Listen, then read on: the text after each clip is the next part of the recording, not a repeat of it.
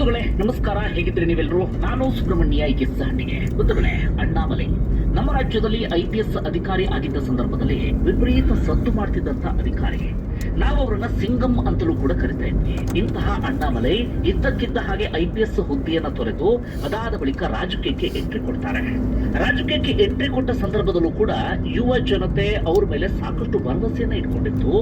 ಅದೇ ರೀತಿಯಾಗಿ ನಡೀತಿದ್ದಂತ ವಿಶ್ಲೇಷಣೆ ಹೇಗಿತ್ತಪ್ಪ ಅಂದ್ರೆ, ಅಣ್ಣಾಮಲೈ ರಾಜಕೀಯದಲ್ಲಿ ಒಂದಷ್ಟು ಬದಲಾವಣೆಯನ್ನ ತರ್ತಾರೆ, ಹೊಸ ಬೆಳಕು ಮೂಡಿಸುತ್ತಿದ್ದಾರೆ, ಈ ರೀತಿಯ ಒಂದಷ್ಟು ವಿಶ್ಲೇಷಣೆ, ಚರ್ಚೆ ಅಂತದೆಲ್ಲವೂ ಕೂಡ ನಡೀತಾ ಇತ್ತು. ಹೀಗಿರುವಾಗಲೇ ಸ್ವತಃ ಅಣ್ಣಾಮಲೈ ವಿಚಾರದಲ್ಲೇ ಇದೀಗ ಒಂದಷ್ಟು ಬೆಳವಣಿಗೆ ಎಲ್ಲವೂ ಕೂಡ ಆಗ್ತಾ ಇದೆ. ಅದರಲ್ಲೂ ಕೂಡ ಇತ್ತೀಚಿನ ಒಂದು ಪತ್ರಿಕಾಗೋಷ್ಠಿ ಇದೀಗ ತಮಿಳುನಾಡು ರಾಜಕೀಯದಲ್ಲಿ ಬಿರುಗಾಳಿಯನ್ನೇ ಎಬ್ಬಿಸಿದೆ ಅಥವಾ ಸಂಚಲನವನ್ನೇ ಮೂಡಿಸಿದೆ ಅದು ಕೂಡ ತಪ್ಪಾಗ್ಲಿಕ್ಕಿಲ್ಲ. ಪ್ರಪ್ರಥಮ ಬಾರಿಗೆ ಅಣ್ಣಾಮಲೈ ಬಹಿರಂಗವಾಗಿಯೇ ಬಿಜೆಪಿ ಪಕ್ಷದ ವಿರುದ್ಧವೇ ಸಿಡಿದೆದ್ದಿದ್ದಾರೆ ಅಥವಾ ತಮ್ಮ ಅಸಮಾಧಾನವನ್ನ ವ್ಯಕ್ತಪಡಿಸಿದ್ದಾರೆ. ಈ ಮೂಲಕ ಯಾವಾಗ ಬೇಕಾದರೂ ಪಕ್ಷದಿಂದ ಹೊರ ಹೋಗುವಂತ ಸುಳಿವನ್ನ ಇದೀಗ ಅಣ್ಣಾಮಲೈ ನೀಡಿದ್ದಾರೆ. ಹಾಗಾದ್ರೆ ಅಣ್ಣಾಮಲೈ ಬದುಕಲ್ಲಿ ಅಂದ್ರೆ ರಾಜಕೀಯ ಬದುಕಲ್ಲಿ ಅಂತದ್ದು ಏನಾಗ್ತಾ ಇದೆ, ಒಂದಷ್ಟು ಇಂಟ್ರೆಸ್ಟಿಂಗ್ ಡೀಟೇಲ್ಸ್ ಅನ್ನ ಗಮನಿಸ್ತಾ ಹೋಗೋಣ. ಕಾರಣ ಅಣ್ಣಾಮಲೈ ಕುರಿತಾಗಿ ಸಾಕಷ್ಟು ಮಂದಿಗೆ ಒಂದು ಭರವಸೆ, ಕುತೂಹಲ ಎಲ್ಲವೂ ಕೂಡ ಇತ್ತು. ಹೀಗಾಗಿ ಅಣ್ಣಾಮಲೈ ವಿಚಾರದಲ್ಲಿ ಏನಾಗ್ತಿದೆ ಅನ್ನೋದನ್ನ ಗಮನಿಸ್ತಾ ಹೋಗೋಣ. ಯಾರೂ ಕೂಡ ನಿರೀಕ್ಷೆ ಮಾಡದ ರೀತಿಯಲ್ಲಿ IPS ಹುದ್ದೆಯನ್ನ ತೊರೆತಾರೆ. ಒಂದಷ್ಟು ದಿನಗಳ ಕಾಲ ಸೈಲೆಂಟ್ ಆಗಿರ್ತಾರೆ. ಆ ಪಕ್ಷ ಸೇರ್ತಾರೆ, ಈ ಪಕ್ಷ ಸೇರ್ತಾರೆ, ಇಂತಹ ಒಂದಷ್ಟು ಚರ್ಚೆಗಳಲ್ಲೂ ಕೂಡ ನಡೀತಿರುತ್ತೆ. ಹೀಗಿರುವಂತಹ ಸಂದರ್ಭದಲ್ಲೇ ನಾನು ಮೋದಿಯ ನಾಯಕತ್ವವನ್ನ ಬಹಳ ಮೆಚ್ಚಿಕೊಂಡಿದ್ದೇನೆ, ಹೀಗಾಗಿ ಮೋದಿಯ ಕೆಲಸವನ್ನ ನೋಡಿ ಬಿಜೆಪಿಗೆ ಸೇರ್ಪಡೆ ಆಗ್ತಿದ್ದೀನಿ ಅಂತ 2020 ಸಂದರ್ಭದಲ್ಲಿ ಅವರು ಬಿಜೆಪಿಗೆ ಸೇರ್ಪಡೆ ಆಗ್ತಾರೆ. ಅವರು ಬಿಜೆಪಿಗೆ ಸೇರ್ಪಡೆಯಾಗಿ ಕೇವಲ 10 ತಿಂಗಳಲ್ಲಿ ಯಾರೂ ಕೂಡ ನಿರೀಕ್ಷೆ ಮಾಡದ ರೀತಿಯಲ್ಲಿ ತಮಿಳುನಾಡಿನ ಬಿಜೆಪಿ ರಾಜ್ಯಾಧ್ಯಕ್ಷರಾಗ್ತಾರೆ. ಶಾರ್ಟ್ ಪೀರಿಯಡ್ ಅಲ್ಲಿ ರಾಜ್ಯಾಧ್ಯಕ್ಷರಾದಂತ ಕಾರಣಕ್ಕಾಗಿ ಸ್ವತಃ ಒಂದಷ್ಟು ಬಿಜೆಪಿ ನಾಯಕರ ಕಣ್ಣು ಕೆಂಪಗಾಗತ್ತೆ. ಬಿಜೆಪಿ ನಾಯಕರೇ ಅಣ್ಣಾಮಲೈ ವಿರುದ್ಧ ಒಳಗೊಳಗೆ ಒಂದಷ್ಟು ಕೆಲಸವನ್ನ ಮಾಡೋದಕ್ಕೆ ಶುರು ಮಾಡ್ಕೊಳ್ತಾರೆ. ಆದ್ರೆ ಅಂತಹ ಸವಾಲುಗಳನ್ನು ಕೂಡ ಎದುರಿಸಿ ಅಣ್ಣಾಮಲೈ ಕೆಲಸವನ್ನ ಮಾಡೋದಕ್ಕೆ ಆರಂಭಿಸ್ತಾರೆ. ನಿಮ್ಮೆಲ್ಲರಿಗೂ ಕೂಡ ಗೊತ್ತಿರುವ ಹಾಗೆ ತಮಿಳುನಾಡು ಅಂದ್ರೆ ಬಿಜೆಪಿಗೆ ಬರಡು ಭೂಮಿ. ಆದ್ರೆ ಆ ಬರಡು ಭೂಮಿಯಲ್ಲಿ ಬೆಳೆ ಬೆಳೆಯುವಂತಹ ಅಥವಾ ಕಮಲ ಅರಳಿಸುವಂತಹ ಕನಸನ್ನ ಕಂಡಂತವರು ಅಣ್ಣಾಮಲೈ. ಅದಕ್ಕೆ ತಕ್ಕ ಹಾಗೆ ಇಡೀ ರಾಜ್ಯಾದ್ಯಂತ ಕಾಲಿಗೆ ಚಕ್ರ ಕಟ್ಟಿಕೊಂಡವರ ರೀತಿಯಲ್ಲಿ ಓಡಾಡೋದಕ್ಕೆ ಶುರು ಮಾಡ್ಕೊಳ್ತಾರೆ. ನಿರಂತರವಾಗಿ ಪ್ರತಿಭಟನೆ, ಒಂದಷ್ಟು ರ್ಯಾಲಿ, ಅದರಲ್ಲೂ ಕೂಡ ಹೆಣ್ಣು ಮಕ್ಕಳ ಯಾತ್ರಾ ಅಣ್ಣಾಮಲೈಗೆ ದೊಡ್ಡ ಮಟ್ಟಿಗೆ ಹೆಸರನ್ನ ತಂದುಕೊಡುತ್ತೆ. ಒಂದು ಕಡೆಯಿಂದ DMKಯನ್ನು ಕೂಡ ಬಲವಾಗಿ ವಿರೋಧಿಸ್ತಾರೆ, ಮತ್ತೊಂದು ಕಡೆಯಿಂದ ADMKಯನ್ನು ಕೂಡ ಅಣ್ಣಾಮಲೈ ಖಂಡಿಸುತ್ತಾ ತಮ್ಮ ರಾಜಕಾರಣವನ್ನ ಇನ್ನಷ್ಟು ಬಲಗೊಳಿಸುವಂತಹ ಪ್ರಯತ್ನವನ್ನ ಮಾಡ್ತಾ ಹೋಗ್ತಾರೆ. ಪ್ರಮುಖವಾಗಿ ಹಿಂದಿನಿಂದಲೂ ಕೂಡ ADMK ಜೊತೆಗೆ ಬಿಜೆಪಿ ಮೈತ್ರಿ ಮಾಡಿಕೊಂಡು ಅಲ್ಲಿ ಒಂದಷ್ಟು ಬೆಳೆಯುವಂತಹ ಪ್ರಯತ್ನವನ್ನು ಪಡ್ತಾ ಇತ್ತು. ಅಣ್ಣಾಮಲೈ ಮಾಡಿದಂತಹ ಕೆಲಸ ಅಂದ್ರೆ ADMK ಮೈತ್ರಿಯನ್ನ ಕಡಿದುಕೊಳ್ಳುವಂತಹ ಕೆಲಸ.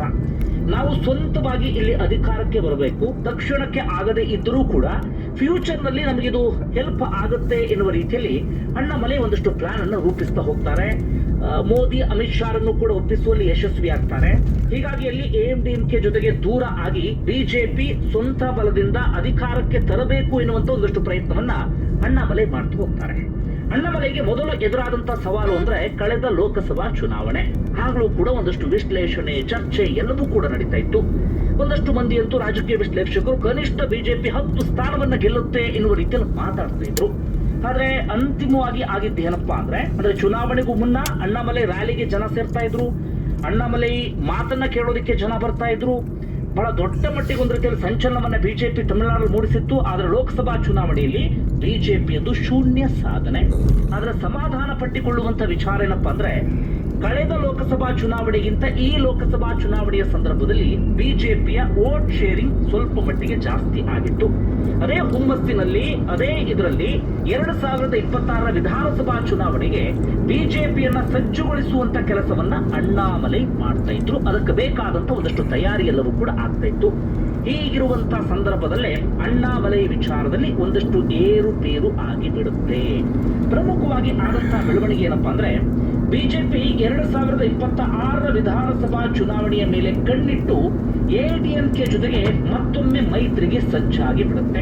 ಇದು ಮೊದಲು ಅಣ್ಣಾಮಲೈಗೆ ಅಸಮಾಧಾನ ತರಿಸಿದಂತ ವಿಚಾರ. ಕಾರಣ ಅಣ್ಣಾಮಲೈ ನಿರಂತರವಾಗಿ ADMKನ ಟೀಕಿಸಿಕೊಂಡು ಬಂದಂತವರು ಅಥವಾ ADMK ರಾಜಕೀಯವನ್ನ ಬಲವಾಗಿ ಖಂಡಿಸಿಕೊಂಡು ಬಂದಂತವರು. DMKನ ಎಷ್ಟು ವಿರೋಧಿಸ್ತಾ ಇದ್ರು, ADMKನೂ ಕೂಡ ಅಣ್ಣಾಮಲೈ ಅಷ್ಟೇ ಖಂಡಿಸುವಂತ ಕೆಲಸವನ್ನ ಮಾಡ್ತಾ ಇದ್ರು. ಸೈದ್ಧಾಂತಿಕವಾಗಿ ಅಥವಾ ಎಲ್ಲಾ ವಿಚಾರದಲ್ಲೂ ಕೂಡ ಖಂಡಿಸುವಂತ ಕೆಲಸವನ್ನ ಮಾಡ್ತಾ ಇದ್ರು. ಆದರೆ ಬಿಜೆಪಿ ಮಾತ್ರ ಎಡಿಎಂಕೆ ಜೊತೆಗೆ ಮೈತ್ರಿಗೆ ಒಂದಷ್ಟು ಪ್ಲಾನ್ ಅನ್ನು ರೂಪಿಸುತ್ತೆ. ಆ ಸಂದರ್ಭದಲ್ಲಿ ಆದಂತ ಒಂದು ಡೆವಲಪ್ಮೆಂಟ್ ಅಂದ್ರೆ ಎಡಿಎಂಕೆ ಅಮಿತ್ ಶಾ ಮುಂದೆ ಒಂದು ಷರತ್ತನ್ನು ವಿಧಿಸುತ್ತೆ. ನಾವು ನಿಮ್ಮ ಜೊತೆಗೆ ಮೈತ್ರಿ ಮಾಡ್ಕೊಳ್ಬೇಕು ಅಂತಾದ್ರೆ ಅಣ್ಣಾಮಲೈರನ್ನ ರಾಜ್ಯಾಧ್ಯಕ್ಷ ಸ್ಥಾನದಿಂದ ಕೆಳಗಿಳಿಸಬೇಕು ಅಂತ ಹೇಳಿ. ಅದೇ ಪ್ರಕಾರವಾಗಿ ಬಿಜೆಪಿ ನಾಯಕರು ಜಾತಿ ಲೆಕ್ಕಾಚಾರ, ಮೈತ್ರಿ ಲೆಕ್ಕಾಚಾರ, ಇನ್ನು ಬೇರೆ ಬೇರೆ ಒಂದಷ್ಟು ಲೆಕ್ಕಾಚಾರವನ್ನ ಹಾಕಿ ಅಣ್ಣಾಮಲೈರನ್ನ ಕೆಳಗಿಳಿಸ್ತಾರೆ ರಾಜ್ಯಾಧ್ಯಕ್ಷ ಸ್ಥಾನದಿಂದ. ಆಗ ನಡೀತಿದ್ದಂತ ಒಂದಷ್ಟು ಚರ್ಚೆ ಏನಪ್ಪಾ ಅಂದ್ರೆ ಅಣ್ಣಾಮಲೈರನ್ನ ರಾಜ್ಯದಲ್ಲಿ ರಾಜ್ಯಾಧ್ಯಕ್ಷ ಸ್ಥಾನದಿಂದ ಕೆಳಗಿಳಿಸಿದ್ರೂ ಕೂಡ ಕೇಂದ್ರದಲ್ಲಿ ಒಂದೊಳ್ಳೆ ಹುದ್ದೆಯನ್ನ ಕೊಡಲಾಗುತ್ತೆ, ಕೇಂದ್ರದಲ್ಲಿ ಅವರನ್ನ ಪ್ರಮುಖ ಸ್ಥಾನಕ್ಕೆ ಹೋಗಿ ಕೂರಿಸಲಾಗುತ್ತೆ ಎನ್ನುವಂತ ರೀತಿಯಲ್ಲಿ ರಾಜ್ಯಾಧ್ಯಕ್ಷ ಸ್ಥಾನದಿಂದ ಕೆಳಗಿಳಿಸಿ ಬಹಳ ದಿನಗಳಾಯ್ತು. ಆದರೆ ಅಂತಹ ಬೆಳವಣಿಗೆ ಏನೂ ಕೂಡ ಆಗಲಿಲ್ಲ. ಇನ್ನೊಂದು ಕಡೆಯಿಂದ ರಾಜ್ಯಾಧ್ಯಕ್ಷ ಸ್ಥಾನದಿಂದ ಕೆಳಗಿಳಿಸಿದ ಮೇಲೆ ತಮಿಳುನಾಡು ಬಿಜೆಪಿಯಲ್ಲೂ ಕೂಡ ಅಣ್ಣಾಮಲೈ ಒಂದು ರೀತಿಯಲ್ಲಿ ಮೂಲೆ ಗುಂಪು ಆಗಿಬಿಟ್ಟಿದ್ದಾನೆ. ಹಿಂದೆ ಎಲ್ಲಿವರೆಗೆ ಆಗಿಬಿಟ್ಟಿದ್ರು ಅಂದ್ರೆ ತಮಿಳುನಾಡು ಬಿಜೆಪಿ ಅಂದ್ರೆ ಅಣ್ಣಾಮಲೈ, ಅಣ್ಣಾಮಲೈ ಅಂದ್ರೆ ತಮಿಳುನಾಡು ಬಿಜೆಪಿ ಅನ್ನೋಷ್ಟರ ಮಟ್ಟಿಗೆ ಆಗಿತ್ತು. ಆದ್ರೆ ಇದೀಗ ಅಣ್ಣಾಮಲೈ ಸದ್ದು ಮಾಡ್ತಾ ಇಲ್ಲ, ಅಣ್ಣಾಮಲೈ ಹೆಸರು ಕೂಡ ಇಲ್ಲ. ಅಣ್ಣಾಮಲೈ ರ್ಯಾಲಿಗಳಾಗ್ಲಿ ಅಥವಾ ಪ್ರತಿಭಟನೆ ಆಗ್ಲಿ ಅಂತದ್ದೇನು ಕೂಡ ಕಾಣಿಸ್ತಾ ಇಲ್ಲ. ಆಗ್ಲೇ ಒಂದಷ್ಟು ಚರ್ಚೆ ಎಲ್ಲವೂ ಕೂಡ ನಡೆಯೋದಕ್ಕೆ ಶುರುವಾಗಿತ್ತು. ಅಣ್ಣಾಮಲೈ ಪಕ್ಷವನ್ನ ಬಿಡ್ತಾರೆ, ಹೊಸ ಪಕ್ಷವನ್ನ ಕಟ್ತಾರೆ, ಹಾಗೆ ಹೀಗೆ ಎನ್ನುವಂತ ಚರ್ಚೆ. ಇದರೊಳಗೆ ಆದಂತೆ ಇನ್ನೊಂದು ಡೆವಲಪ್ಮೆಂಟ್ ಏನಪ್ಪಾ ಅಂದ್ರೆ ಯಾವ ಎಡಿಎಂಕೆ ಜೊತೆಗೆ ಬಿಜೆಪಿ ಮೈತ್ರಿ ಮಾಡ್ಕೊಂಡಿದೆಯೋ ಅದೇ ಎಡಿಎಂಕೆ ನಾಯಕರು ಈ ಕ್ಷಣಕ್ಕೂ ಕೂಡ ಅಣ್ಣಾಮಲೈರನ್ನ ಟೀಕಿಸ್ತಾ ಇದ್ದಾರೆ, ಅಣ್ಣಾಮಲೈರನ್ನ ಬಹಿರಂಗವಾಗಿ ನಿಂದಿಸುವಂತ ಕೆಲಸವನ್ನ ಮಾಡ್ತಾ ಇದ್ದಾರೆ. ಸ್ವತಃ ಒಂದಷ್ಟು ಬಿಜೆಪಿ ನಾಯಕರು ಕೂಡ ಅಣ್ಣಾಮಲೈರನ್ನ ಅಪಮಾನಿಸುವಂತ ಕೆಲಸವನ್ನ ಮಾಡ್ತಿದ್ದಾರೆ. ಆದ್ರೆ ಅಣ್ಣಾಮಲೈ ಇಲ್ಲಿಯವರೆಗೂ ಕೂಡ ತುಟಿ ಬಿಚ್ಚಿರಲಿಲ್ಲ, ಯಾರ ವಿರುದ್ಧವೂ ಕೂಡ ಟೀಕೆಯನ್ನ ಮಾಡ್ತಾ ಇರಲಿಲ್ಲ, ಸೈಲೆಂಟ್ ಆಗಿ ಇದ್ದರು. ಆದರೆ ಇದರ ನಡುವೆ ಕೊಯಮತ್ತೂರಿನಲ್ಲಿ ಒಂದು 15 ನಿಮಿಷಗಳ ಕಾಲ ಪ್ರೆಸ್ ಮೀಟ್ ಅನ್ನ ಮಾಡ್ತಾರೆ. ಆ ಸಂದರ್ಭದಲ್ಲಿ ಅವರಿಗೊಂದು ಪ್ರಶ್ನೆ ಎದುರಾಗುತ್ತೆ, ನೀವು ಹೊಸ ಪಕ್ಷವನ್ನ ಕಟ್ತಾ ಇದ್ದೀರಂತೆ ಅಂತ. ಆಗ ಅಣ್ಣಾಮಲೈ ತಮ್ಮ ಒಳಗೆ ಇದ್ದಂತ ಅಸಮಾಧಾನವನ್ನ ತಡೆದು ಅಂದ್ರೆ ಒಂದಷ್ಟು ಮಾತುಗಳಿಗೆ ಸ್ವತಃ ಅವರೇ ಬೇಲಿಯನ್ನ ಹಾಕಿ ಎಷ್ಟನ್ನ ಹೇಳಬಹುದು, ಯಾವ ಸಂದೇಶವನ್ನ ಸಾರಬಹುದು, ಯಾವ ಸುಳಿವನ್ನ ಕೊಡಬಹುದು ಎಲ್ಲವನ್ನು ಕೂಡ ಅಣ್ಣಾಮಲೈ ಕೊಟ್ಟಿದ್ದಾರೆ. ಅಣ್ಣಾಮಲೈ ಮಾತಾಡ್ತು ಹೋಗಿದ್ದೇನು, ಇಷ್ಟವಾದ್ರೆ ನಾನು ಪಕ್ಷದಲ್ಲಿ ಇರ್ತೇನೆ, ಇಲ್ಲ ಅಂತ ಆದ್ರೆ ನಾನು ಪಕ್ಷದಿಂದ ಹೊರಗಡೆ ಹೋಗಿ ನನ್ನ ಕೃಷಿ ಕೆಲಸವನ್ನ ಮುಂದುವರಿಸ್ತೇನೆ. ನಾನು ಆತ್ಮಸಾಕ್ಷಿಗೆ ವಿರುದ್ಧವಾಗಿ ಒಮ್ಮೊಮ್ಮೆ ಮಾತಾಡಬೇಕಾಗುತ್ತೆ, ಒಮ್ಮೊಮ್ಮೆ ನಡೆದುಕೊಳ್ಳಬೇಕಾಗುತ್ತೆ, ನಮ್ಮ ನಾಯಕರು ಹೇಳಿದ್ರು ಎನ್ನುವಂತ ಕಾರಣ.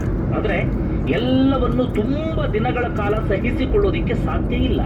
ನನಗೂ ಒಂದು ಟೈಮ್ ಬರುತ್ತೆ, ಕಾದು ನೋಡಿ.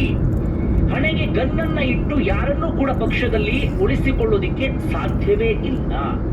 ನಾನು ಶುದ್ಧ ರಾಜಕೀಯದ ಕನಸನ್ನ ಕಂಡಿದ್ದೆ ತಮಿಳುನಾಡಿನಲ್ಲಿ. ಅದರಲ್ಲೂ ಕೂಡ ಮೋದಿ ಮತ್ತೆ ಅಮಿತ್ ಶಾ ಅವರ ಭರವಸೆಯ ಮೇಲೆಗೆ ನಾನು IPS ಹುದ್ದೆಗೆ ರಾಜೀನಾಮೆಯನ್ನ ಕೊಟ್ಟು ರಾಜಕೀಯಕ್ಕೆ ಬಂದೆ. ಶುದ್ಧ ರಾಜಕೀಯದ ಕನಸನ್ನ ಕಂಡಿದ್ದೆ. ಅಂದ್ರೆ ಈಗ ಶುದ್ಧ ರಾಜಕೀಯ ಇಲ್ಲ ಎನ್ನುವ ಅರ್ಥದಲ್ಲಿ ಅವ್ರು ಮಾತಾಡ್ತಾ ಹೋಗ್ತಾರೆ. ಇಲ್ಲ ಅಂತಾದ್ರೆ ನಾನು IPS ಹುದ್ದೆಗೆ ರಾಜೀನಾಮೆ ಕೊಡುವಂತ ಪರಿಸ್ಥಿತಿ ಬರ್ತಾ ಇರಲಿಲ್ಲ ಅಥವಾ ರಾಜೀನಾಮೆ ಕೊಡ್ತಾ ಇರಲಿಲ್ಲ. ನಾನೊಂದು ಶುದ್ಧ ರಾಜಕೀಯವನ್ನ ತರಬೇಕು ಎನ್ನುವ ಕಾರಣಕ್ಕಾಗಿ IPS ಹುದ್ದೆಯನ್ನು ತೊರೆದು ಬಂದೆ. ಆದರೆ ಎನ್ನುವ ರೀತಿಯಲ್ಲಿ ಅವರು ಮಾತನ್ನ ಮುಂದುವರಿಸ್ತಾರೆ. ಹಾಗೆ ಎಡಿಎಂಕೆ ನಾಯಕರು ನನ್ನ ನಿರಂತರವಾಗಿ ಟೀಕಿಸ್ತಾ ಇದ್ದಾರೆ. ಆದರೆ ನಾನು ಅಮಿತ್ ಶಾಗೆ ಮಾತನ್ನ ಕೊಟ್ಟಿದ್ದೇನೆ, ಆ ಕಾರಣಕ್ಕಾಗಿ ಸುಮ್ಮನಿದ್ದೇನೆ. ನಾನೇನಾದ್ರೂ ರಿಪ್ಲೈ ಕೊಡಬೇಕು ಅಂತ ಆದ್ರೆ, ಮಾತಾಡಬೇಕು ಅಂತ ಆದ್ರೆ ನನಗೆ ಹೆಚ್ಚು ಟೈಮ್ ತೆಗೆದುಕೊಳ್ಳುವುದಿಲ್ಲ, ಕೇವಲ 2 ನಿಮಿಷ ಟೈಮ್ ಸಾಕು. ಆದರೆ ಅಮಿತ್ ಶಾಗೆ ನಾನು ಈಗಾಗಲೇ ಮಾತನ್ನ ಕೊಟ್ಟಿದ್ದೇನೆ, ಆ ಕಾರಣಕ್ಕಾಗಿ ಸುಮ್ಮನಿದ್ದೇನೆ. ಆದರೆ ಇವೆಲ್ಲವನ್ನು ಕೂಡ ತುಂಬಾ ದಿನಗಳ ಕಾಲ ಸಹಿಸಿಕೊಳ್ಳೋದಿಕ್ಕೆ ಸಾಧ್ಯ ಇಲ್ಲ. ಮುಂದೆ ಏನಾಗುತ್ತೆ ಅನ್ನೋದನ್ನ ನೀವೇ ಕಾದು ನೋಡಿ ಎನ್ನುವ ರೀತಿಯಲ್ಲಿ ಅಣ್ಣಾಮಲೈ ಮಾತಾಡಿತು. ಅದ್ರಲ್ಲಿ ಬಹಳ ಹೈಲೈಟ್ ಆಗ್ತಿರುವಂತಹ ಒಂದಷ್ಟು ವಿಚಾರ ಅಂದ್ರೆ ಹಣೆಗೆ ಗನ್ನಿಟ್ಟು ಯಾರನ್ನೂ ಕೂಡ ಪಕ್ಷದಲ್ಲಿ ಉಳಿಸಿಕೊಳ್ಳೋದಿಕ್ಕೆ ಸಾಧ್ಯ ಇಲ್ಲ ಎನ್ನುವಂತ ಮಾತು. ಅಂದ್ರೆ ನನ್ನ ಮೇಲೆ ಯಾರೋ ಒತ್ತಡವನ್ನ ಹೇರಿ ನೀವು ಇರಲೇಬೇಕು ಅಂತ ಇಲ್ಲಿ ಇಟ್ಕೊಳ್ಳೋಕೆ ಸಾಧ್ಯ ಇಲ್ಲ. ಹಾಗೆ ಮನಸ್ಸು ಬಂತು ಅಂತ ಹೊರಗಡೆ ಹೋಗ್ತೀನಿ ಅಂತ ಸ್ವತಃ ಅವರೇ ಒಂದು ಕಡೆ ಬಾಯಿ ಬಿಟ್ಟು ಕೂಡ ಹೇಳ್ತಾ ಇದ್ದಾರೆ. ಆತ್ಮಸಾಕ್ಷಿ ವಿರುದ್ಧವಾಗಿ ನಾನು ಮಾತಾಡ್ತಾ ಇದ್ದೀನಿ, ಹೀಗಾಗಿ ಪಕ್ಷದಲ್ಲಿ ಇಷ್ಟ ಇದ್ರೆ ಇರ್ತೇನೆ, ಇಲ್ಲ ಅಂದ್ರೆ ನಾನು ಹೊರಗಡೆ ಹೋಗ್ತೇನೆ ಎನ್ನುವಂತ ರೀತಿಯಲ್ಲಿ ಈ ಮಾತುಗಳು ಇದೀಗ ತಮಿಳುನಾಡು ರಾಜಕೀಯದಲ್ಲಿ ದೊಡ್ಡ ಮಟ್ಟಿಗೆ ಸಂಚಲನವನ್ನ ಮೂಡಿಸಿದೆ. ಕಾರಣ 2026ರ ತಮಿಳುನಾಡು ವಿಧಾನಸಭಾ ಚುನಾವಣೆಗೆ ಬಹಳ ಟೈಮ್ ಇಲ್ಲ. ಅಲ್ಲಿ ಬಿಜೆಪಿ ಶತಾಯಗತ ಏನಾದ್ರೂ ಮಾಡಲೇಬೇಕು ಎನ್ನುವಂತ ಕಾರಣಕ್ಕಾಗಿ ಎಡಿಎಂಕೆ ಜೊತೆಗೆ ಈಗ ಮೈತ್ರಿಯನ್ನ ಮಾಡಿಕೊಂಡಿದೆ. ಹೀಗಿರುವಂತ ಸಂದರ್ಭದಲ್ಲಿ ಅಲ್ಲಿ ಭರವಸೆ ಮೂಡಿಸಿದಂತಹ, ಜನರ ಮನಸ್ಸನ್ನ ಗೆದ್ದಂತಹ, ಭಾರಿ ಜನಪ್ರಿಯತೆಯನ್ನು ಪಡೆದಂತಹ ಅಣ್ಣಾಮಲೈ ಏನಾದರೂ ಪಕ್ಷದಿಂದ ಹೊರ ಹೋದರೆ ದೊಡ್ಡ ಮಟ್ಟಿಗೆ ಪೆಟ್ಟು ಬೀಳೋದ್ರಲ್ಲಿ ಯಾವುದೇ ಡೌಟ್ ಕೂಡ ಇಲ್ಲ. ಹಾಗೆ ಹೊರಗಡೆ ಬೇರೆ ರೀತಿಯಲ್ಲೂ ಕೂಡ ಒಂದು ಸಂದೇಶವೂ ಕೂಡ ರವಾನೆ ಆಗುತ್ತೆ. ಹೀಗಾಗಿ ಬಿಜೆಪಿ ಇದನ್ನ ಯಾವ ರೀತಿಯಾಗಿ ನಿಭಾಯಿಸುತ್ತೆ ಅನ್ನೋದನ್ನ ಕಾದು ನೋಡಬೇಕಾಗಿದೆ. ಒಟ್ಟಾರೆಯಾಗಿ ಇದಂತೂ ಬಹಳ ದೊಡ್ಡ ಮಟ್ಟಿಗೆ ಚರ್ಚೆ ಅಂತೂ ಆಗ್ತಾ ಇದೆ. ಅಣ್ಣಾಮಲೈ ಇಲ್ಲಿವರೆಗೆ ಕೊಯಮತ್ತೂರು ಲೋಕಸಭಾ ಚುನಾವಣೆಯಲ್ಲೂ ಕೂಡ ಸ್ಪರ್ಧೆಯನ್ನ ಮಾಡಿದ್ರು, ಕಡಿಮೆ ಅಂತರದಲ್ಲಿ ಸೋತರು ಅವರು. ಆದ್ರೆ 4,47,000 ಓಟನ್ನ ತೆಗೆದುಕೊಂಡಿದ್ರು. ಅದಾದ ಬಳಿಕ ಲೋಕಸಭಾ ಚುನಾವಣೆಯಲ್ಲೂ ಕೂಡ ಒಂದು ಹಂತಕ್ಕೆ ಪಾರ್ಟಿಯ ವೋಟ್ ಶೇರಿಂಗ್ ಜಾಸ್ತಿ ಆಗುವಲ್ಲೂ ಕೂಡ ಕಾರಣೀಕರ್ತರಾಗಿದ್ರು. ಅದರ ಆಚೆಗೆ ದೊಡ್ಡ ಮಟ್ಟಿಗೆ ಸಾಧನೆ ಮಾಡೋದಕ್ಕೆ ಸಾಧ್ಯ ಆಗದೇ ಇದ್ರೂ ಕೂಡ ಒಂದಷ್ಟು ಭರವಸೆಯನ್ನ ಮೂಡಿಸಿದ್ರು. ಆದ್ರೆ ಈಗ ಅಣ್ಣಾಮಲೈಗೆ ವಿಪರೀತ ಅಸಮಾಧಾನ ಆಗೋದಕ್ಕೆ ಕಾರಣ ಏನಂದ್ರೆ, ಒಂದು ರಾಜ್ಯಾಧ್ಯಕ್ಷ ಸ್ಥಾನದಿಂದ ಕೆಳಗಿಳಿಸಿದ್ದು, ಕೇಂದ್ರದಲ್ಲಿ ಯಾವುದೇ ಹುದ್ದೆಯನ್ನು ಕೂಡ ಕೊಡದೇ ಇದ್ದಿದ್ದು, ಮತ್ತೊಂದು ಪಕ್ಷದಲ್ಲಿ ಒಂದು ರೀತಿಯಲ್ಲಿ ಮೂಲೆ ಗುಂಪಾಗುವಂತೆ ಮಾಡಿದ್ದು, ಮತ್ತೊಂದು ಎಡಿಎಂಕೆ ನಾಯಕರು ಸ್ವತಃ ಅಣ್ಣಾಮಲೈಯರನ್ನ ಟೀಕಿಸ್ತಾ ಇದ್ರೂ ಕೂಡ ಬಿಜೆಪಿ ಕಡೆಯಿಂದ ಅದಕ್ಕೆ ಯಾವುದೇ ಪ್ರತ್ಯುತ್ತರ ಬರ್ತಾ ಇಲ್ಲ. ಅಣ್ಣಾಮಲೈ ಪ್ರತ್ಯುತ್ತರವನ್ನ ಕೊಡೋದಿಕ್ಕೂ ಕೂಡ ಬಿಡ್ತಾ ಇಲ್ಲ, ಬಾಯಿಯನ್ನ ಕಟ್ಟಿ ಹಾಕಲಾಗಿದೆ. ಅದರಲ್ಲೂ ಡಿಎಂಕೆ ಎಡಿಎಂಕೆ ಎರಡನ್ನೂ ವಿರೋಧಿಸಿಕೊಂಡು ಬರ್ತಾ ಇದ್ದಂಥವ್ರು, ಹೊಸ ರಾಜಕೀಯದ ಕನಸನ್ನ ಕಂಡಂಥವ್ರು, ಏನೋ ಒಂದು ಮಾಡಬೇಕು ಎನ್ನುವ ರೀತಿಯಲ್ಲಿ ಇಚ್ಛೆಯನ್ನ ಪಟ್ಟಂತವರು. ಆದ್ರೆ ಅದ್ಯಾವುದೂ ಕೂಡ ಸಾಧ್ಯ ಆಗ್ತಿಲ್ಲ, ಸಂಪೂರ್ಣವಾಗಿ ಕೈಯನ್ನ ಕಟ್ಟಿ ಹಾಕಲಾಗಿದೆ. IPS ಹುದ್ದೆ ತೊರೆದು ಬಂದಿದ್ದಕ್ಕೂ ಕೂಡ ಯಾವುದೇ ಪ್ರಯೋಜನ ಇಲ್ಲ ಎನ್ನುವ ಹಂತಕ್ಕೆ ಅಣ್ಣಾಮಲೈ ಸದ್ಯಕ್ಕೆ ಬಂದಿದ್ದಾರೆ. ನೋಡೋಣ ಬಿಜೆಪಿ ಇದನ್ನು ಹೇಗೆ ತೆಗೆದುಕೊಳ್ಳುತ್ತೆ. ಅಣ್ಣಾಮಲೈ ಹೊರ ಹೋಗೋದಕ್ಕೆ ಅವಕಾಶವನ್ನು ಮಾಡಿಕೊಡುತ್ತಾ, ಅಥವಾ ಅಣ್ಣಾಮಲೈರನ್ನ ಸಮಾಧಾನ ಪಡಿಸಿ ಪ್ರಮುಖ ಹುದ್ದೆಯನ್ನು ನೀಡುತ್ತಾ ಕಾದು ನೋಡಬೇಕಾಗಿದೆ. ಇದರಲ್ಲೂ ಒಂದು ಚರ್ಚೆ ನಡೀತಾ ಇದೆ, ಅದು ಎಷ್ಟು ಮಟ್ಟಿಗೆ ಸತ್ಯನೋ ಸುಳ್ಳು ಗೊತ್ತಿಲ್ಲ. ಅಣ್ಣಾಮಲೈ ಹೊರಗಡೆ ಬಂದು ಪಕ್ಷವೊಂದನ್ನು ಕಟ್ತಾರೆ, ಅದಾದ ಬಳಿಕ ನಟ ವಿಜಯ್ ಪಕ್ಷಕ್ಕೆ ಸಾಥ್ ಕೊಡ್ತಾರೆ ಎನ್ನುವ ರೀತಿಯಲ್ಲಿ ಇದೆಷ್ಟು ಸತ್ಯನ ಕಾದು ನೋಡಿ. ಬಂದ್ರೆ ನಿಮಗೆ ಕಮೆಂಟ್ ಬಾಕ್ಸ್ ಮೆನ್ಷನ್ ಮಾಡಿ. ಧನ್ಯವಾದ. ವಿಡಿಯೋ ನೋಡಿದ್ದೆ.